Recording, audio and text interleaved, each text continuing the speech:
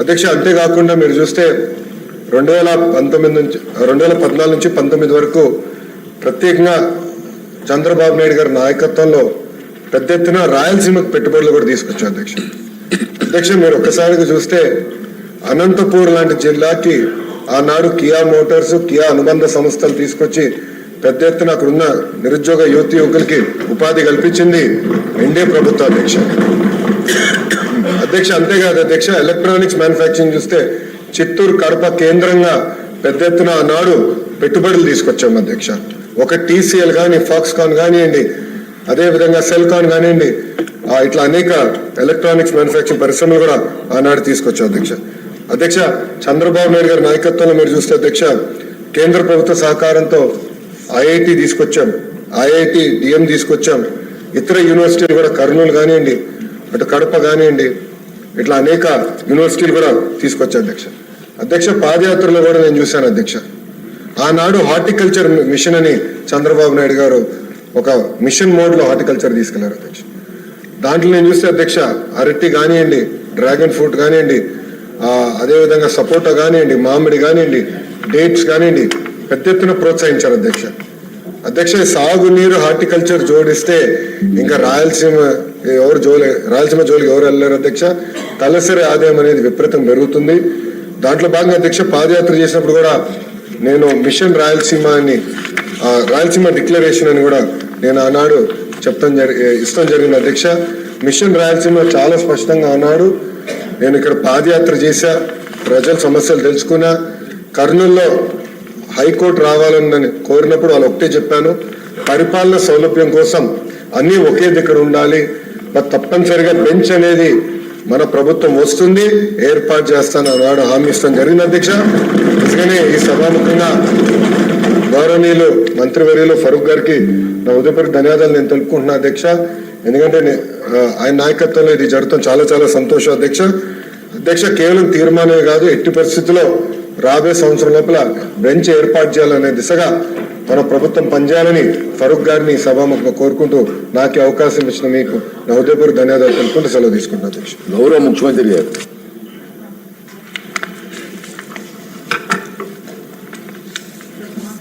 అధ్యక్ష, ఈరోజు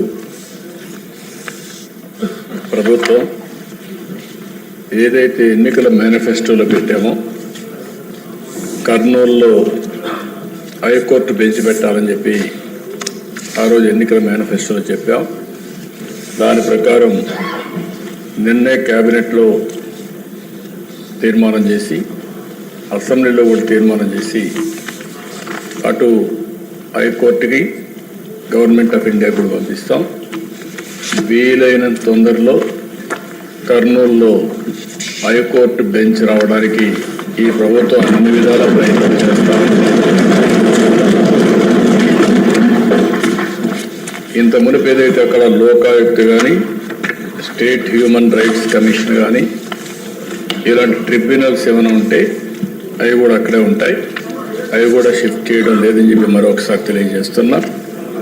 ఇది కాకుండా అధ్యక్ష, ఈరోజు ఈ ప్రభుత్వం వికేంద్రీకరణ, ఎక్కడికక్కడ 1-2 సిటీసే కాకుండా ఈరోజు అన్ని ప్రాంతాల్లో సమగ్ర అభివృద్ధి కోసం కట్టుబడి ఉన్నాం. ఉత్తరాంధ్రలో విశాఖపట్నం అభివృద్ధి కావాలి, రాయలసీమలో తిరుపతి, కర్నూలు లాంటి టౌన్స్ అభివృద్ధి కావాలి. అదే సమయంలో ఇక్కడ అమరావతి కూడా చాలాసార్లు చెప్పాం. ఆ రోజు మీరు చూస్తే 3 రాజధానులు అని చెప్పి 3 ముక్కలు ఆటాడి కడాన ఏ ప్రాంతం కూడా అభివృద్ధి కాకుండా చేశారు. ఆ రోజు కూడా రాష్ట్రం మొత్తం తిరిగి కర్నూలులో కూడా ధైర్యంగా మన రాజధాని ఏదంటే అమరావతిని చెప్పించింది తెలుగుదేశం పార్టీ, ఎన్డీఏ. విశాఖపట్నానికి వెళ్ళి విశాఖపట్నం మీటింగ్లోనే మన రాజధాని ఏదంటే అమరావతిని విశాఖపట్నం కూడా చెప్పారు. అంటే ఈ ప్రభుత్వం పైన ఒక నమ్మకం, చెప్పింది చేస్తారనే విశ్వాసం ఉంది. అందుకే ప్రజలు నమ్మే పరిస్థితికి వచ్చారు అధ్యక్ష. ఈరోజు కాంగ్రెస్ సభ్యులందరూ గుర్తుపెట్టుకోవాలి, రాయలసీమలో ఉండే ప్రజలందరూ కూడా ఆలోచించుకోవాల్సిన అవసరం ఉంది. ఈరోజు ఈ రాష్ట్ర సమగ్ర అభివృద్ధి ఒక్క తెలుగుదేశం పార్టీతోనే సాధ్యం అధ్యక్ష. చేశాం, చేసి చూపించాం. ఈరోజు ఒక్కసారి ఆలోచిస్తే అధ్యక్ష, రాయలసీమ రాళ్లసీమగా మారిపోతుంది, ఎడారిగా మారిపోతుంది అనుకున్నప్పుడు మొట్టమొదటిసారిగా బచావత్ అవార్డుని ఒక ఆధారంగా చేసుకుని మనకు నీళ్లున్నాయి, ఈ నీళ్లు కృష్ణా జలాలు రాయలసీమకు తీసుకుపోవాలని ఆలోచించింది మొట్టమొదటిసారిగా తెలుగుదేశం పార్టీ.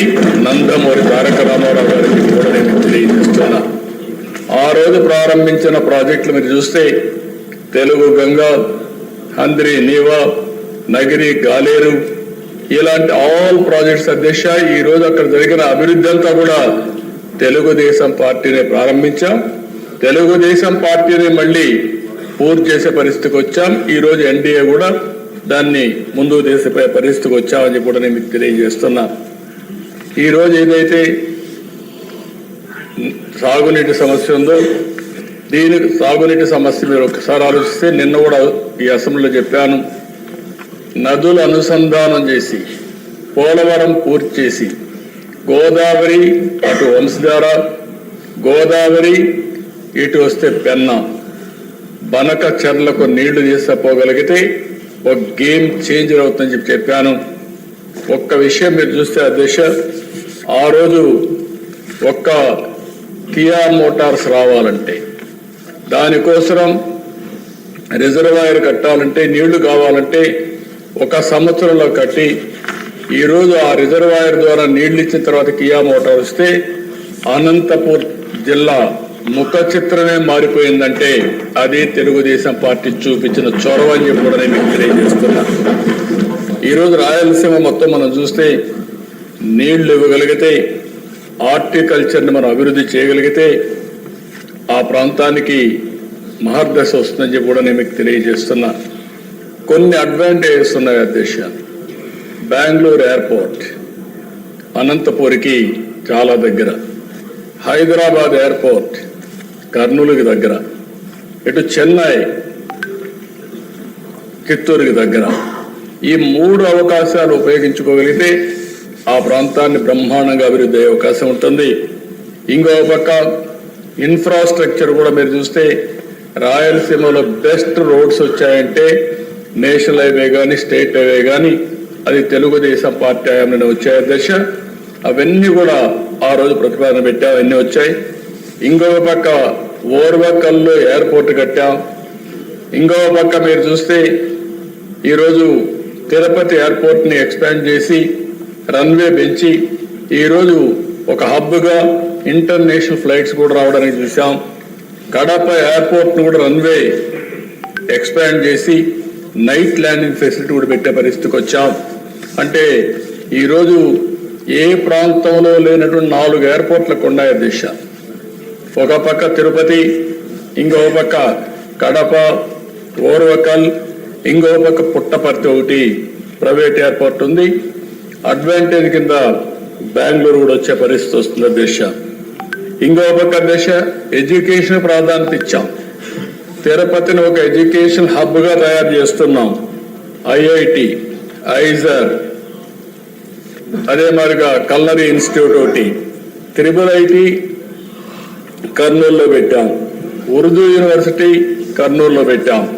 ఇవి కాకుండా దేశ సెంట్రల్ యూనివర్సిటీ అనంతపూర్లో పెట్టాం. రాయలసీమని ఒక ఎడ్యుకేషన్ హబ్గా తయారు చేయాలని తెలుగుదేశం పార్టీ ముందుకు పోయాం. ఏదైతే ప్రజాగళంలో మిషన్ రాయలసీమ అనౌన్స్ చేశారో దానికి కట్టుబడి ఉండి తప్పకుండా మిషన్ రాయలసీమలో చెప్పిన ప్రతి ఒక్కటి కూడా తెలుగుదేశం పార్టీ ఎన్డీఏ ప్రభుత్వం పూర్తి చేస్తామని చెప్పి కూడా నేను మీకు తెలియజేస్తున్నాను.